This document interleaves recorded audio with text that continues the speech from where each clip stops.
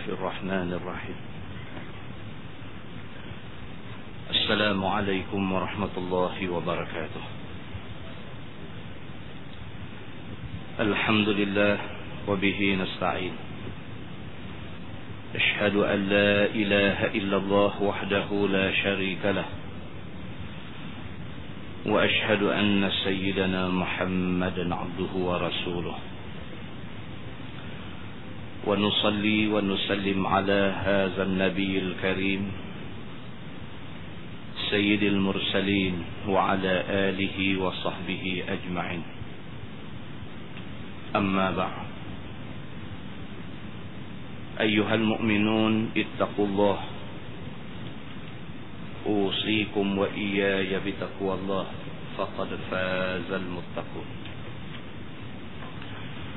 Muslimin dan muslimat, mudah-mudahan dirahmati Allah Subhanahu wa taala. Kita menggunakan Bahrul Madi jilid 9.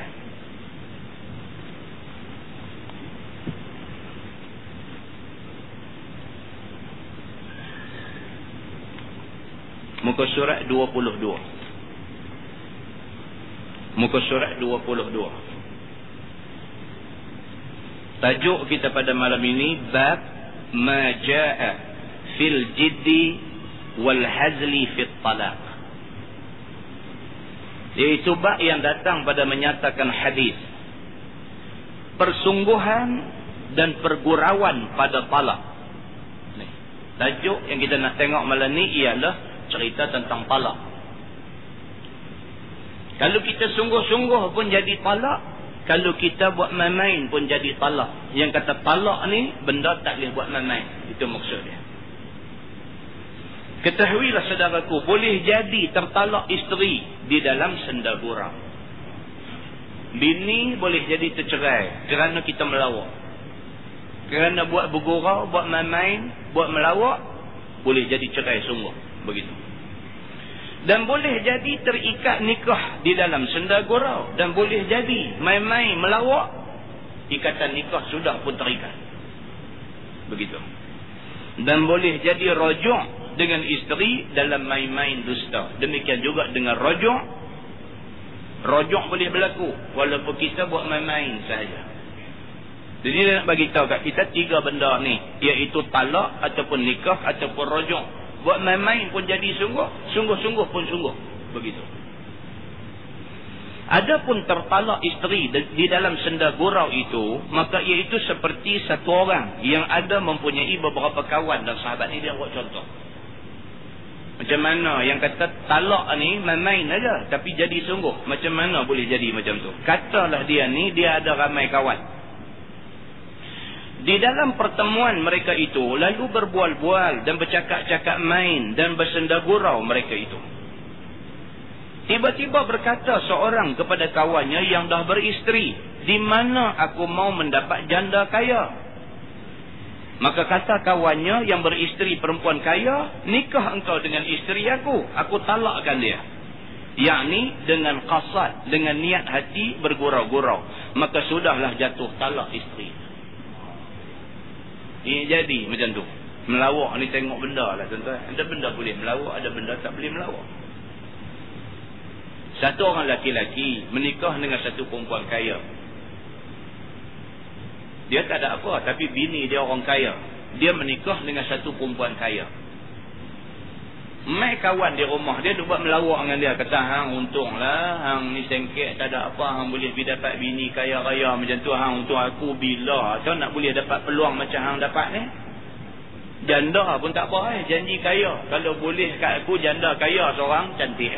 Kawan ni mai kata kat dia macam tu. Dia ni atas jalan melawak. Dia kata dekat kawan ni, "Betul ke?" Dia kata, "Hang mau kalau janda pun janji kaya aja hang mau betul. Kalau betul ambil bini aku, tak apa aku cerai dia, menikah dengan hang." Dia kata tu atas jalan melawak dengan tujuan nak melawak. Maka jatuh talak.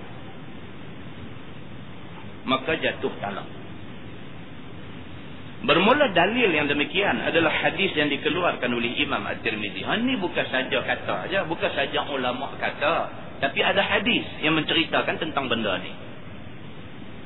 Kata dia, an Abi Hurairah radhiyallahu anhu qala Rasulullah sallallahu alaihi wasallam, salasun jidduhunna jiddun wa hadluhunna jiddun. An-nikah wa talaq wa raj'ah.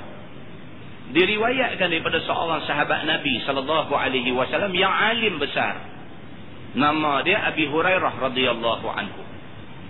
Kata dia telah bersabda Nabi sallallahu alaihi wasallam, 3 perkara sungguh terbilang sungguh, bergurau terbilang sungguh juga. Nabi kata ada 3 benda, hampa ingat sungguh-sungguh pun jadi sungguh, hampa buat main-main pun benda tu jadi sungguh. Pertamanya nikah. Keduanya talak. Ketiganya rojok dengan isteri. 3 ni dia kata. Dan kata At-Tirmizi, bermula hadis Abi Hurairah ini ialah hadis yang hasan lagi gharib. Dan kata dia lagi, bermula amal atas ini hadis di sisi ahli ilmi yang mujtahidin daripada sahabat Nabi sallallahu alaihi wasallam dan yang lain daripada mereka itu. Baik, satu lagi diberi misal tertalak isteri atas bergurau sendah. Dia buat contoh satu lagi. Macam mana yang kata melawak ni boleh menyebabkan isteri tercerai.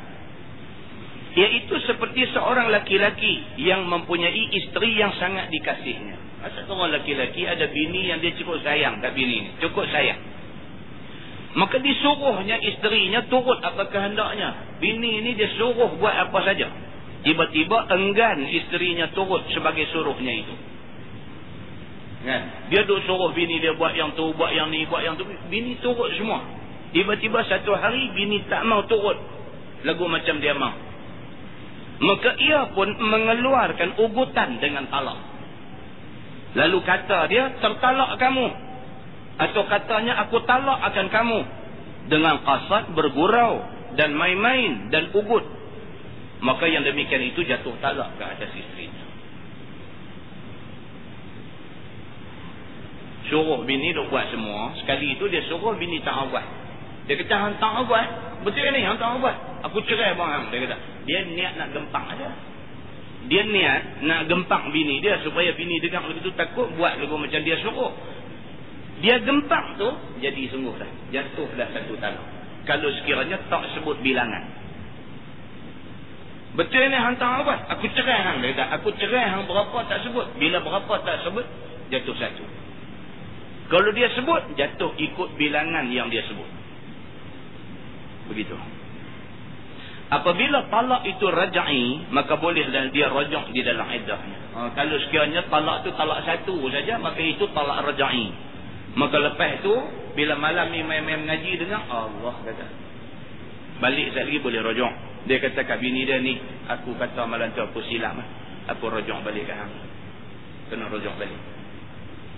Dan apakala talak itu yang 3, maka pastilah kembali berakad nikah kemudian daripada berzina buta. Kalau dia gempak tadi ni, dia kata betul hang tak buat aku suruh ni, betul hang tak buat aku cerai hang talak 3. Dia kata dia bagi 3. Ataupun dia bagi lebih daripada 3, maka jatuh 3. Betul ni hang tak mau ni, aku bagi talak 7. Dia kata 7 jatuh 3 juga. Bila malam ni main-main mengaji, Allahu Akbar, dia kata dia telah elok tak lepas. Maka dia tak boleh lagi dah rajak isteri dia. Sebab perceraian berlaku talak 3. Melainkan dengan cara apa? Dengan cara nikah setelah muhallil. Dia kata Cina buta. Bini dia tu kena pergi menikah dengan orang lain dulu. Dan mesti berlaku persetubuhan dengan orang lain dulu. Dan kemudiannya bercerai dengan orang lain tu. Dan kemudiannya sampai habis iddah dengan kawan tu. Barulah dia boleh pergi menikah balik dengan bekas isteri dia ni. Menikah bukan cara rajak. Menikah dengan akad semula. Dia nak jadi pengantin balik. Dan dalam mazhab Syafi'i dia mensyaratkan nikah Cina buta ini mestilah tidak dirancangkan. Kalau rancang tak sah juga.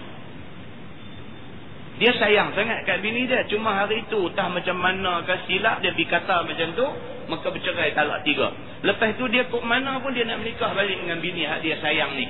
Maka dia upah satu orang. Suruh pergi menikah dengan bini dia dengan tujuan supaya lepas tu bercerai dia nak menikah balik. Kalau dia rancangkan benda tu, maka tidak sah.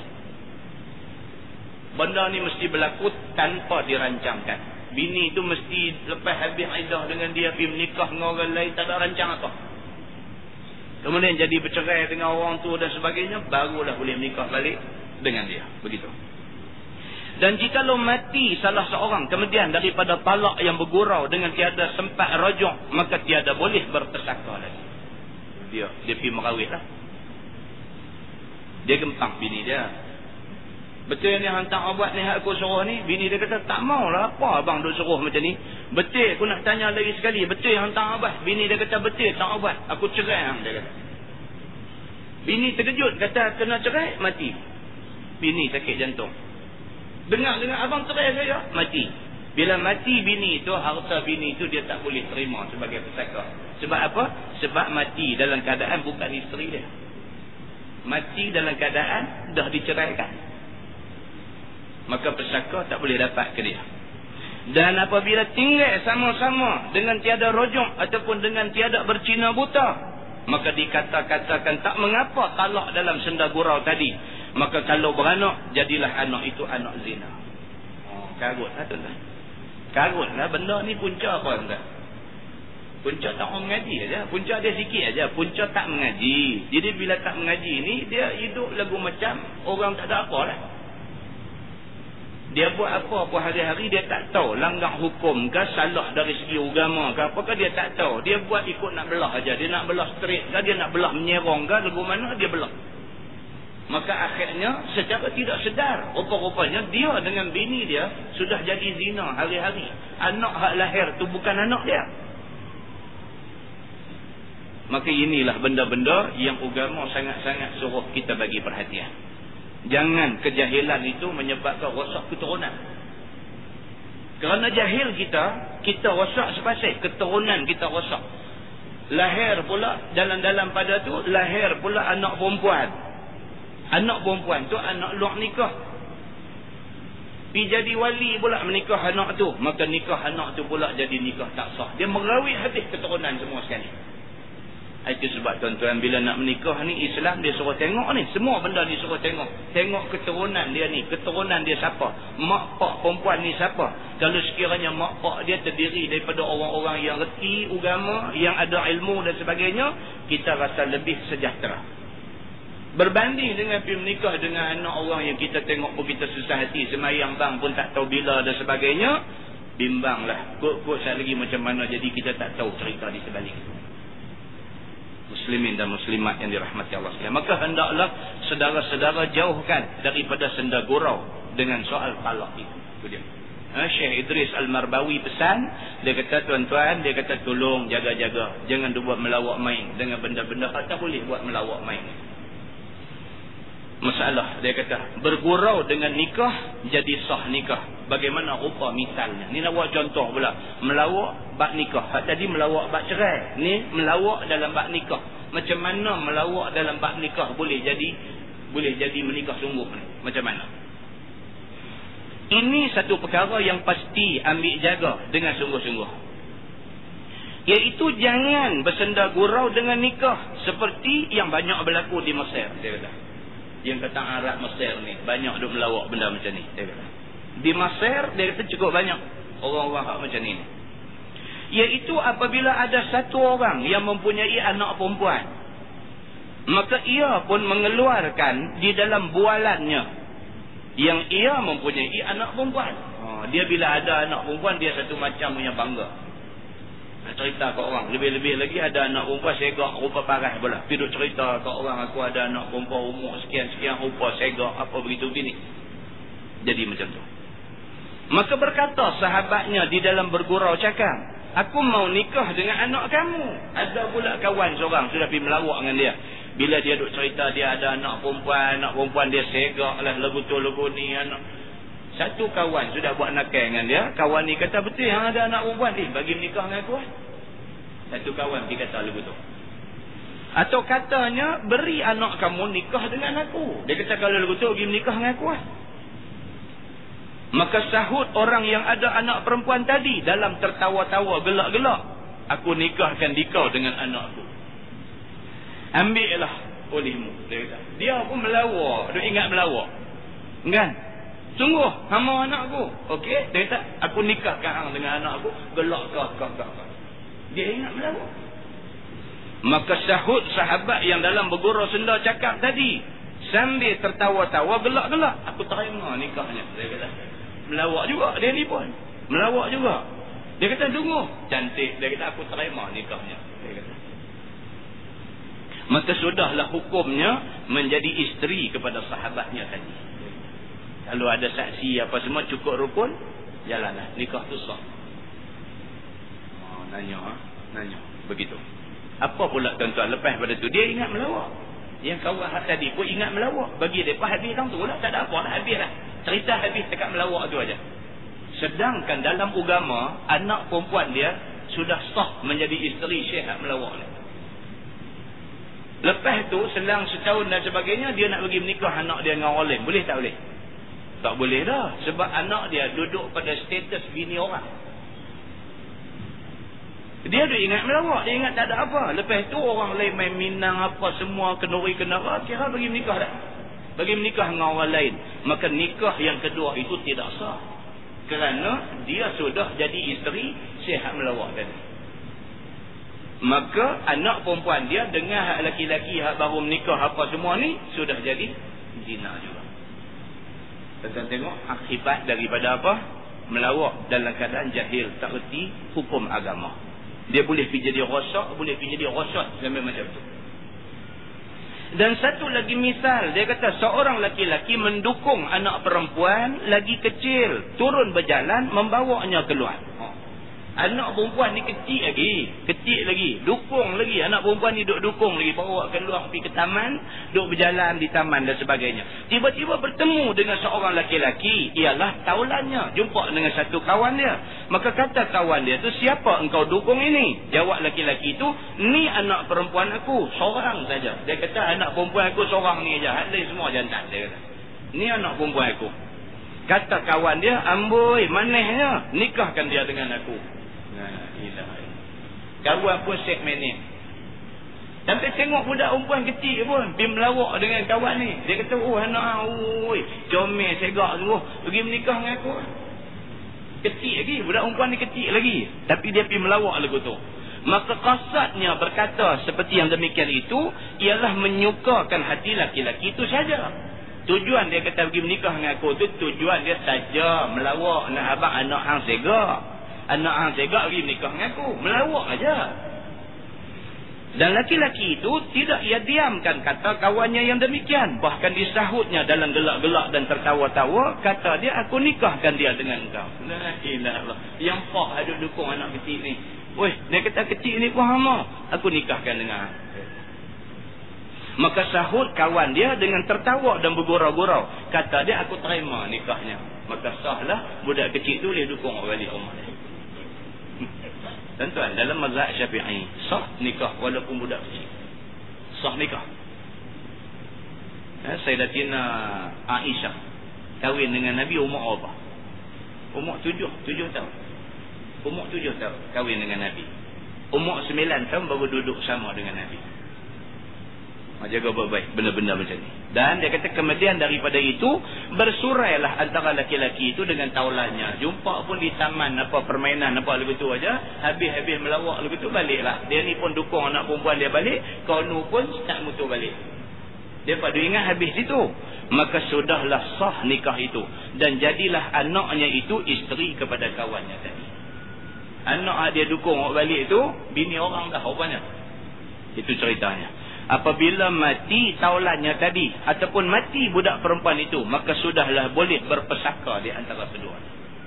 Kalau mati Syekh melawak di taman tadi ni mati, budak ni boleh terima pesaka dia. Demikian juga kalau budak ni mati, ditakdirkan dia ada harta benda dia ringgit dan sebagainya, kawan tadi boleh terima pesaka dia. Pasal apa? Pasal nikah sudah sah. Jadi macam tu. Dan apabila besar budak perempuan itu, dia adalah boleh dinikahkan dia dengan siapa-siapa. Tak boleh dah. Pasal dia dah jadi bini kawan tu dan majlis akad nikah dilakukan di taman permainan. Kan? Tak boleh dah kahwin dengan orang lain. Dia kata. Kerana ia isteri orang. Maka hendaklah jaga-jaga saudara-saudara yang ada anak perempuan. jangan bergurau senda nikah akan dia. Jangan melawak. Benda ni jangan melawak. Begitu. Kerana sabda Nabi SAW dalam masalah yang kita baca tadi. 3 perkara, sungguh pun jadi sungguh, bergurau pun jadi sungguh. Pertamanya nikah, keduanya talak, ketiganya rojok. Baik, masalah rojok sah dia dengan bergurau. Bagaimana rupa kaifiatnya. Yang kata rojok pun kalau melawak sah ni macam mana? Dia kata. Seorang ada mempunyai isteri. Yang kasih isterinya itu akan dia. Ini pula contoh rojok. Satu orang lelaki ada bini. Bini ini cukup sayang dekat lelaki dia. Tiba-tiba diceraikannya isterinya itu. Tiba-tiba suami ini cerai abang bini dia. Dalam keadaan bini punya sayang dekat lelaki. Tentang dalam dunia ni macam-macam benda pelik jadi. Hak lelaki punya sayang dekat bini, bini tak mau ke lelaki pun ada. Bini punya sayang ke laki, laki tak mau ke bini pun ada. Laki dengan bini punya sayang menyayangi di antara satu sama lain, pak mentua tak berkenan pun ada. Macam-macam. Dalam dunia ni 1001 macam kalut tu ada. Ni dia nak buat contoh kat kita. Dia kata ni suami isteri. Yang isteri ni punya sayang dekat suami ni tak tahu nak abang. Tapi suami punya meluat kat dia tak tahu nak abang juga. Lalu akhirnya suami cerai abang bini dia. Maka sudahlah isteri gila nak rojok dengan suaminya itu. Dia memang tak mau berpisah dengan laki dia. Tapi laki dia tak mau dia. Jadi dia ni bila laki dia cerai dia tak bolehlah dia duduk teringat dekat laki dia. Dia sanggup buat apa saja. Janji abang jangan cerai saya. Dia sayang kat laki dia. Cerai macam tu. Maka diikutnya suaminya ke sana kemari. Suami dah cerai dia pun dia duduk buat ikut lagi. Balik rumah tengok dia ada depan pintu. La ilaha illallah, dia buat ni gitu. Suruh balik rumah mak dia, tak mau balik. Dia duk hambat laki dia sana sini. Tetapi suaminya tiada mau rojok. Laki dia kata, aku tak mau ke hang, tak reti ke? Dia jadi macam tu. Laki dia kata kat bini dia, aku dah cerai hang. Aku cerai hang pasal aku tak mau ke hang. Hang tahu dah aku tak mau ke hang, dia kata. Bini dia kata, tak tahu. Tapi saya sayang abang. Dia duduk buat bengong lagu tu. Laki dia kata kau lemah dengan hang ni, hang tak erti bahasa kan? Aku kata aku tak mau ke hang. Dia kata. Bini dia kata, tapi saya sayang abang. Kacau. Begitu keadaan dia. Maka sudahlah suami itu runsing kena ikut oleh isteri ke sana kemari. Dia pun nak lemah. Cerai dah suruh balik. Tak balik duduk tunggu di rumah lagi. Dia pun nak lemah. Maka ia pun membuat satu helah hendak menyedapkan hati isterinya. Ataupun nak memberi isterinya pulang ke rumah. Maka dia pun berkata kepada isterinya, baliklah engkau dulu, aku rojok akan kamu. Dia pun nak lemah kau ni. Dia kata ni sampai aku main pejabat, hang duk ikut aku, buat apa balik duduk rumah? Bini dia kata, saya balik di rumah, abang tak balik. Saya balik pergi tunggu apa? Dia kata, baik saya main tunggu abang di sini. Dia dah cerai dah, dia nak balik apa lagi? Dia pergi tidur rumah mak dia lah. Bini ni duk ikut dia. Dia lemah kawan ni duk ikut dia sampai ke pejabat. Dia kata hampir balik. Pergi balik dulu. Okey. Aku rojok hang balik dah. Dia kata tu dengan tujuan nak suruh bini balik rumah. Jangan main duk tunggu di pejabat. Bukan tujuan nak rojok bercerai. Dia punya tujuan tu. Dia punya tujuan tu tekat nak suruh bini ni pergi balik aja. Lemah nak tengok hang duk ikut aku ni. Maka dia kata, baliklah engkau dulu. Aku rojok akan kamu. Maka sahut isterinya, baiklah. Dia kata. Langsung dia pulang mensiarkan kata suaminya sudah rojok. Dia pun dengar kata laki dia dah rojok dia. Lompat cepus-cepus balik ke rumah. Seronok bagi tahu habis jiran sebelah menyebelah rumah. Dia kata kami baik baliklah. Itu ceritanya. Dan orang-orang pun bertanya kepada suaminya, mengapa engkau rojok isterimu? Kawan-kawan pejabat ni bergaduh kata, oi betul hang rojok balik. Hari itu kata meluat sampai tak sangka dah. Rojok balik. Maka jawab suami dia, bukannya aku mau rojok sungguh-sungguh, hanya aku mau sedapkan hati dia, biar dia balik ke rumah. Dia habaq kat kawan pejabat dia, aku saja aja kata nak suruh dia balik. Hang gila dia duduk tunggu depan pejabat ni, tak haru aku. Dia kata, aku saja kata nak bagi dia balik aja. Itu pula suami. Maka semua perkataan suami itu tidak terpakai lagi. Apabila dia kata sudah rojok dengan sungguh ataupun tidak sungguh, dihukumkan sungguh. Walaupun dia kata, aku bukan nak rojok betul. Di sisi syarak jadi apa? jadi betul dah. Memang kawan tu jadi bini dia balik lah. Ini tuan-tuan jaga baik-baik. Melawak kan. Tadi baru telefon mai tang tadi ni. Telefon mai, Ustaz, saya isteri nombor 3. Saya isteri nombor 3. Suami saya mai sumpah junjung Quran depan saya. Dia kata dia dah cerai dah bini hak nombor 1 dengan nombor 2. Tapi sengap-sengap dia duduk balik rumah lepas tu. Jadi saya pun pasang spy. Spy saya abang kata dia duduk balik rumah bini nombor 1 dengan nombor 2. Ni lagu mana cerita Ustaz ni? Depan saya junjung Quran. Dia kata dia cerai dah bini nombor 1 dengan bini nombor 2. Cerai talak 3. Dia sumpah Quran depan saya. Saya kata, ni kira lagu mana Ustaz ni? Dia kata pergi pejabat qadiyah. Dia kata, Ustaz, kita jawab lagu mana pun tak lagi, dia duduk runyai juga. Kata, kita kata pergi pejabat qadi, saya ni mengajar kitab di masjid aja, saya tak ada otoriti apa dalam bab nikah kahwin tuan-tuan semua.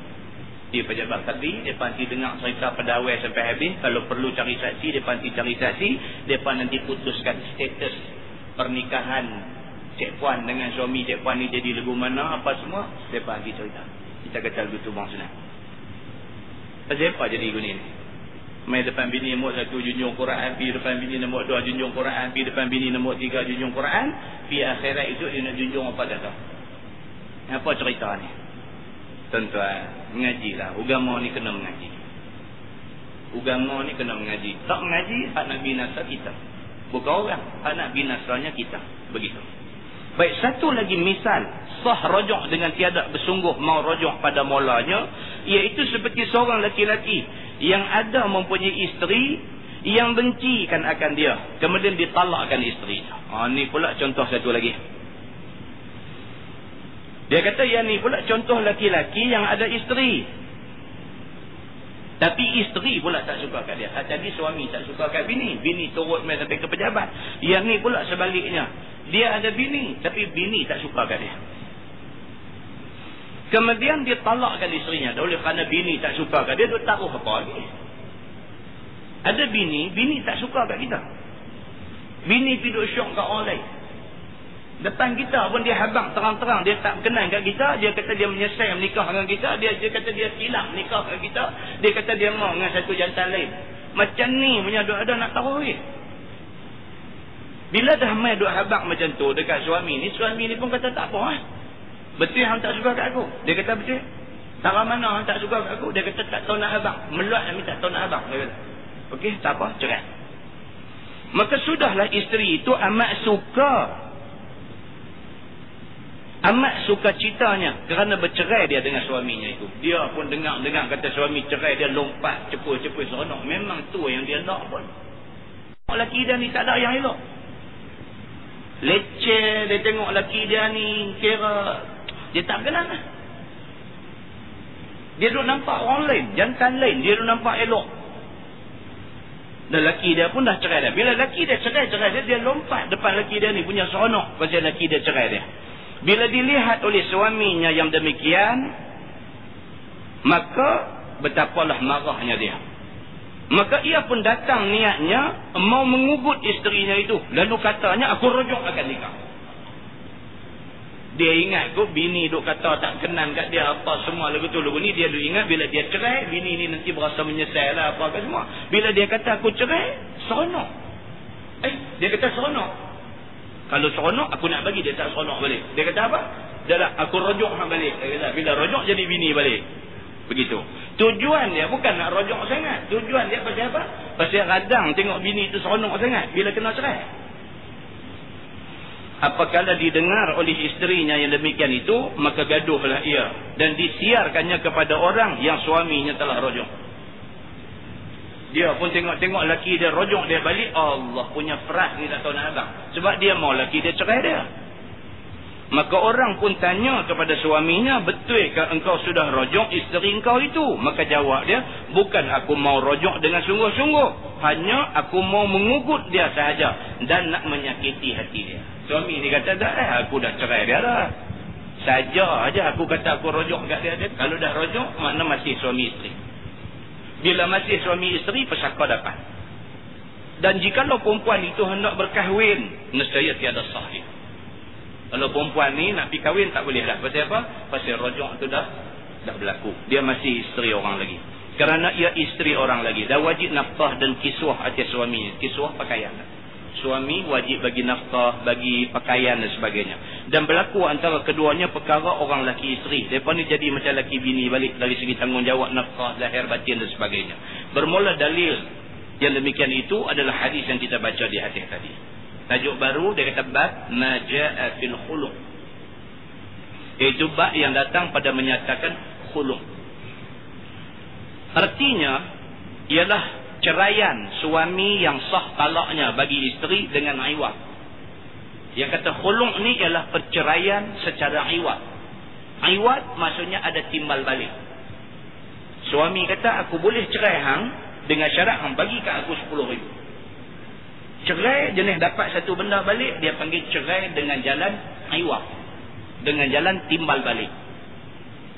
Kalau cerai biasa, aku cerai hang, itu cerai biasa. Tapi suami ni pun cerdik. Kalau dia nak cerai biasa aja, rugilah dia belanja kahwin dulu banyak. Jadi oleh kerana hang dah tak berkenan dekat aku, dia kata Allah ni macam ni, aku boleh cerai hang dengan syarat hang boleh bayar dekat aku 10,000. Bini ni punya tak suka dekat laki ni, dia kata berapa? 10, 15 aku bayar. Dia kata kalau hang mau cerai aku 15, dia kata kalau begitu kira 15. Kan dua-dua ni sama-sama benci. Perempuan ni pun balik jumpa adik-beradik, kutip duit sana sekupang, sini RM1, sini RM10, sana RM1,000, kutip-kutip dapat RM15,000. Mai depan qadi, dia kata ni tuan qadi, kami ni suami isteri, lah ni kami nak cerai cara khulu'. Ataupun dalam bahasa Melayu dia kata tebuik talak. Suami saya minta RM15,000. Saya kata okey, ni dia duit RM15,000, dia tolak ruk di depan tu qadi. Qadi pun terpaksa merekodkan perceraian mereka ni dengan jalan khulu' ataupun tebuik talak. Itu cerita yang kata cerai dengan cara iwad. Yang hasil ia bagi pihak suami dengan lafaz talak ataupun khulu'. Dan sudah ma'ruf pada orang Melayu ialah tebus talak. Dia kata, ini tebuik talak. Tuan-tuan Tuhan marah. Orang yang buat tebuih talak ni Tuhan marah. Dan orang yang bercerai, cara tebuih talak ni tak boleh balik dah sampai bila-bila. Tak boleh dah. Lepas pada tu menyesal, berasa nak menikah balik, lagu mana pun tak boleh dah. Pasal apa? Pasal Tuhan marah sungguh dekat orang yang buat tebuih talak. Begitu. Ketahuilah saudaraku, telah ijma' ulama' bahawasanya khulu' itu ada masyru'nya daripada zaman hayat Nabi SAW. Ulama' semua kata zaman Nabi hidup dah jadi kes macam ni. Jadilah zaman Nabi hidup jadi kes macam ni. Bersalahan Bakar bin Abdullah Al-Muzanni At-Tabi'i kata dia tidak halal ambil sesuatu daripada isteri akan jadi iwad bagi cerainya, kerana berpegang dia dengan firman Allah, fala ta'khudhu minhu syai'an. Maksudnya maka jangan ambil sekalian kamu daripada maharnya akan sesuatu. Maka datang jawab orang atasnya dengan firman Allah, fala junaha alaihima fi maftadat bih. Maksudnya maka tiada berdosa atas keduanya pada barang yang ditebuisnya dengan dia. Dan telah berlaku tebuis talak itu pada masa hidup Nabi SAW. Sebagaimana datang beberapa hadis di dalam Sahih Al-Bukhari dan lain. Ini ada ulama kata tak boleh tebuis talak. Tetapi sepakat jumhur ulama mengatakan ada tebuis talak. Bahkan zaman Nabi berlaku benda ni. Baik. Dan Abu Isa At-Tirmizi mengeluarkan dua hadis. Pertamanya kata dia Anir Rubaiyah binti Muawid bin Afra annaha ikhtala'at ala ahdi Nabi sallallahu alaihi wasallam. Fa amaraha Nabi sallallahu alaihi wasallam atau umirat an ta'tadda bi haidah. Diriwayatkan daripada seorang sahabat Nabi sallallahu alaihi wasallam yang masyhur. Nama dia Rubaiyah bin Muawid bin Afra radhiyallahu anhuma, bahawasanya telah menebus talak ia pada masa hayat Nabi sallallahu alaihi wasallam. Maka menyuruh akan dia oleh Nabi sallallahu alaihi wasallam ataupun disuruh orang akan dia bahawa beriddah dia dengan satu haid. Ini satu orang sahabat Nabi, sahabat perempuan, nama dia Rubaiyah bin Muawid. Dia ni Rubaiyah bin Muawiz ni, dia ni pernah jadi tak suka dekat suami dia. Dia ni perempuan, jadi tak suka dekat suami dia. Maka dia pergi jumpa Nabi SAW, dia habaq, dia tak suka kat suami dia. Maka Nabi SAW menceraikan di antara mereka ni dengan cerai tebus talak. Itu satu.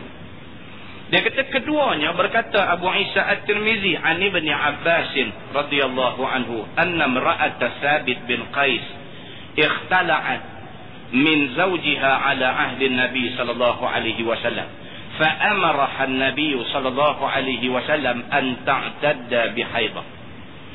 Artinya diriwayatkan daripada seorang sahabat Nabi sallallahu alaihi wasallam, lagi saudara sepupunya. Banyak ingat hadis Nabi. Nama dia Abdullah bin Abbas radhiyallahu anhuma. Bahawasanya isteri seorang sahabat bagi Nabi sallallahu alaihi wasallam, nama dia Thabit bin Qais radhiyallahu anhu, telah tebus talak ia daripada suaminya pada masa hayat Nabi sallallahu alaihi wasallam. Maka menyuruh akan dia oleh Nabi bahawa beriddah ia dengan satu kali haid. Ni. Seorang sahabat Nabi nama dia Thabit bin Qais. Bini dia jadi tak suka ke dia. Thabit ni orang baik, orang bagus, orang berakhlak, orang beragama, orang tertib, orang bagus. Bini dia jadi tak suka ke dia. Maka pergi jumpa Nabi, Nabi jalankan tebus talak di antara mereka ni. Begitu. Baik, kata At-Tirmizi, ini hadis hasan lagi gharib dan dikeluarkan oleh Al-Bukhari di dalam sahihnya. Menunjukkan perihal kejadian Thabit bin Qais bercerai dengan isteri dia dengan cara tebus talak. Ini dia umai hadis riwayat Bukhari pula. Kata dia an Ibn Abbas radhiyallahu anhuma anna imra'at Thabit bin Qais atat an-nabiy sallallahu alaihi wasallam faqala ya Rasulullah Thabit bin Qais ma a'tubu alayhi fi khuluqin wala din walakinni akrahu al-kufra fil Islam. Faqala Rasulullah sallallahu alaihi wasallam ataruddina alayhi hadiqatah? Qalat na'am. Qala Rasulullah sallallahu alaihi wasallam aqbilil hadiqah wa talliqha tatliqah. Maksudnya diriwayatkan daripada Sayyidina Abdullah bin Abbas radhiyallahu anhuma bahwasanya isteri kepada seorang sahabat Nabi yang bernama Thabit bin Qais Al-Ansari. Nama isteri dia Jamilah binti Ubay bin Salul. Adik kepada Abdullah bin Ubay bin Salul. Telah datang ia kepada Nabi SAW kerana mengadukan dirinya tak suka kepada suaminya yang bernama Thabit bin Qais. Ni Jamilah ni duduk tak berkenan dekat laki dia. Duduk tak berkenan dekat laki dia. Bila dia tak berkenan dekat laki dia, dia duduk habaq kat laki dia. Dia kata aku tak berkenan dah kat Allah ni. Dengan kerana hati dah jadi tawang, laki suruh buat apa, orang tak buat lah. Hati tawang. Maka buat dengan kerana paksa aja, bukan kerana suka melayan suami dah. Dia dah tak berkenan dekat laki dia. Jadi dia pun orang baik, suami dia pun orang baik. Jadi dia dah jadi tawang hati dengan suami. Kalau sekiranya dia tak bagi khidmat dekat suami dia dengan hati yang redha, dia rasa dia berdosa. Tidak. Dia jadi suami isteri lagi tapi tawak. Jadi dia rasa dia berdosa. Selama-lama dia rasa dia berdosa. Tidur berdosa, bangkit berdosa. Berasa berdosa. Berdosa pasal dia buat macam tu kat laki dia. Jadi daripada terus duduk dalam keadaan dosa, baik bercerai. Dia duduk ingat macam tu. Dia tak tahu pasal apa. Dia tak berkenan. Dia jadi tak berkenan dekat laki dia ni. Maka apabila sampai dia di depan Nabi SAW, maka berkatalah ia. Perempuan ni kata ke Nabi. Dia kata, ya Rasulullah, suamiku yang bernama Thabit bin Qais itu tiada aku caci atasnya pada perangainya. Dan tiada aku caci pada agamanya. Dia pun very sincere, very honest. Pergi habaq depan Nabi betul-betul ni. Dia kata, ya Rasulullah, dia kata aku tak mau kata lah laki aku ni jahat. Aku tak mau kata laki aku ni perangai tak elok. Aku tak mau kata dia ni agama dia tak elok. Sebaliknya suami aku ni perangai baik, berakhlak, agamanya baik. Suami saya ni bagus, dia kata. Kerana perangainya memang baik semuanya. pergaulannya baik, taat dia kepada Allah Subhanahu wa taala dan tiada berbuat maksiat dia. Laki aku ni memang orang baik. Taat dekat Tuhan, tak buat maksiat, laki aku memang baik, dia kata. Tetapi aku ya Rasulullah nak bercerai dengan dia kerana takut aku yakni benci akan kufur, yakni tiada bersetentangan dua laki isteri dalam Islam. Tapi aku dah tawang hati dengan dia. Aku tak maulah dengan kerana aku tawang hati, aku tak berkhidmat dekat dia sebagai suami, dengan kerana tu aku ni jadi berdosa dalam agama. Baguslah sikit daripada hak duk jadi dalam masyarakat kita lah ni. Hak jadi dalam masyarakat kita lah ni, bila dia tak berkenan dekat suami dia, dia pergi cerita buruk di penjaga pagi.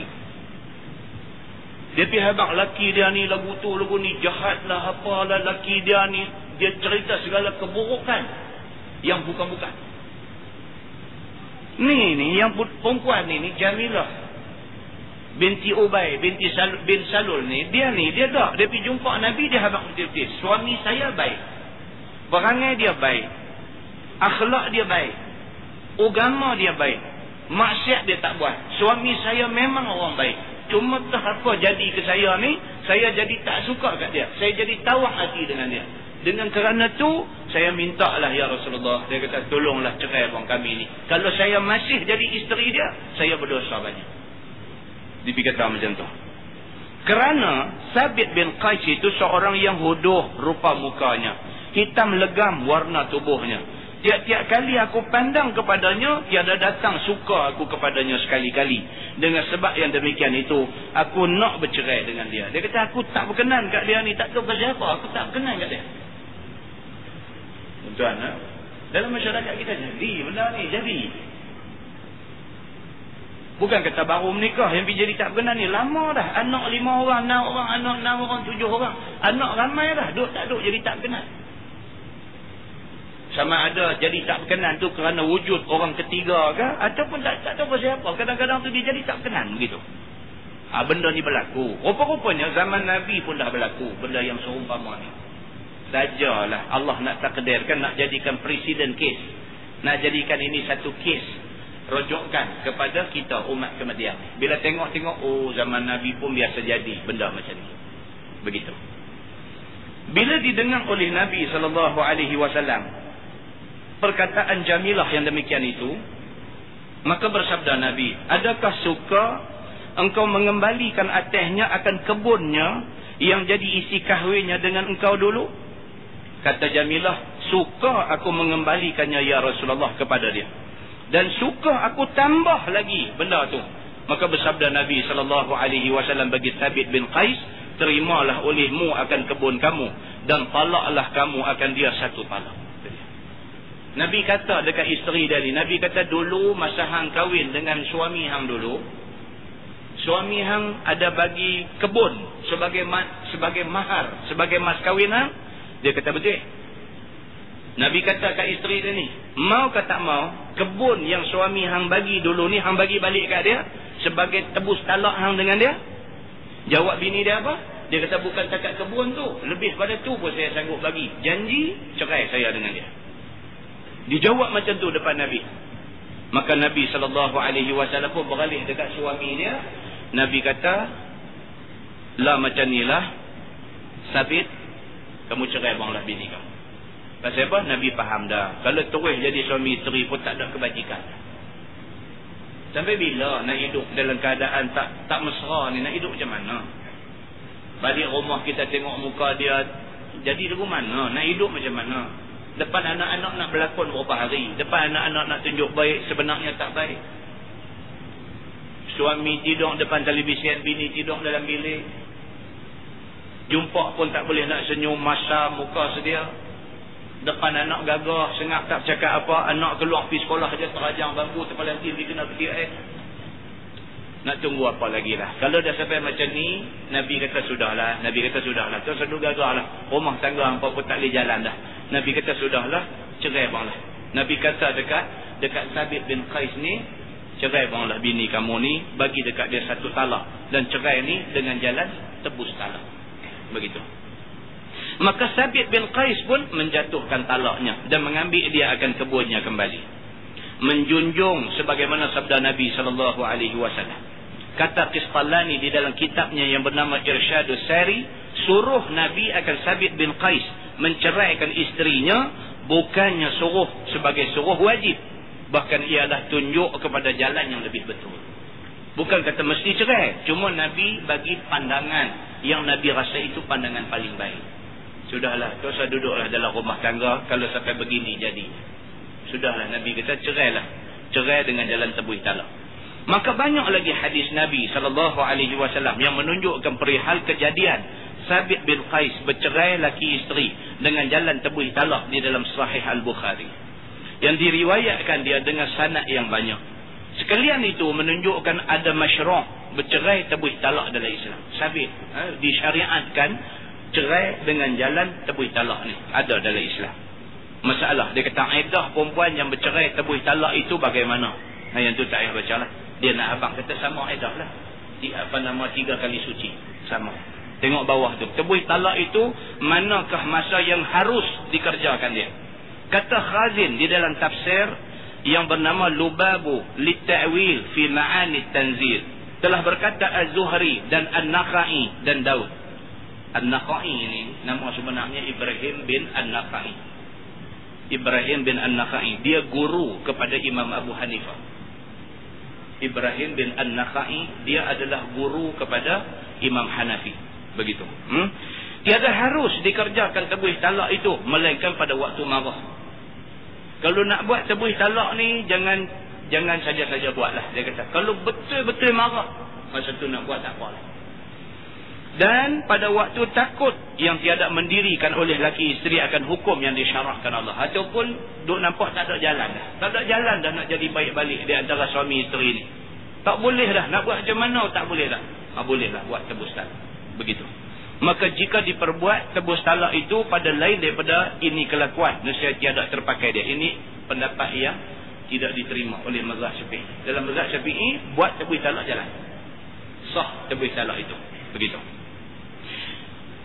Itu hujah dia kata tak baca. Turun bawah sekali tuan-tuan. Bawah sekali dia kata dan telah berjalan oleh jumhur ulama kepada harus mengerjakan tebus talak dengan tiada nusyuz dan tiada marah, melainkan makruh kerana ada padanya memutihkan perhubungan dengan tiada sebab. Itu pendapat yang muktamad. Jumhur ulama kata apa? Harus dibuat tebus talak. Muka sebelah tu hujah jumhur. Kita turun terus masalah. Tebus talak itu adakah harus dia lebih daripada mahar?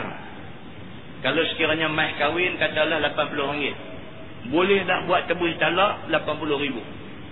Boleh tak boleh nak buat tebus talak lebih daripada nilai mas kahwin dulu? Jawab dia boleh. Tak payah baca dah yang tu. Jawab dia boleh. Kita nak letak berapa boleh.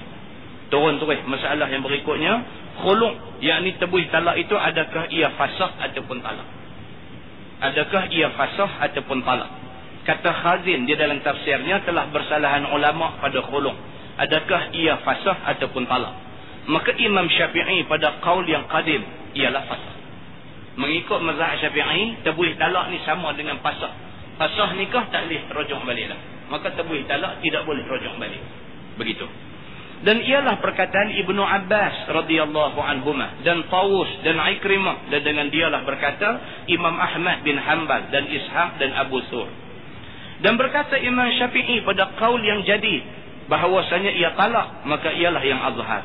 Dan ialah perkataan Sidina Uthman bin Affan, Sidina Ali dan Ibni Mas'ud dan Al-Hasan dan Asy-Sya'bi dan An-Nakhai dan Atha dan Sa'id bin Musayyib dan Mujahid dan Makhul dan Az-Zuhri. Dengan dialah berkata Abu Hanifah dan Malik dan Abu Sufyan dan Sufyan Al-Thawri. Begitu. Tapi dalam mahkamah syariah kita di Malaysia lah ni, tebus talak dia sama macam fasakh, maka tidak boleh rujuk balik. Dia pakai qaul qadim dalam mazhab Syafi'i. Begitu. Baik, lepas ni dia masuk tajuk bab ma jaa fil mukhtali'at. Itu bab yang datang pada menyatakan hadis perempuan yang menebus talak.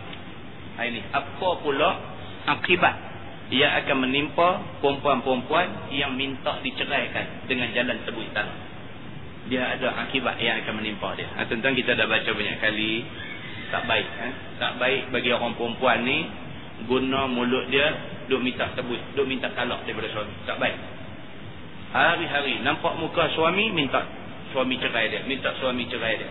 Perempuan yang macam ni adalah perempuan yang sangat tidak baik. Ni dia nak tengok pada bulan depan, bab majaa fil mukhtali'at, iaitu perempuan yang minta dirinya dengan jalan tebus talak. Apa hal dengan perempuan-perempuan ni semua? Wallahu a'lam. Lepas ini tuan-tuan, kita akan masuk tajuk-tajuk yang sangat menarik lah, yang perlu kita tahu. Itu maksud dia. Lepas daripada tajuk perempuan minta tebus talak ni, dia akan masuk lagi satu tajuk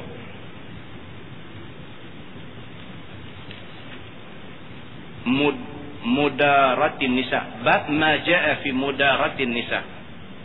Mudaratin nisa, iaitu bab yang menceritakan tentang bercumbu-cumbuan dengan isteri.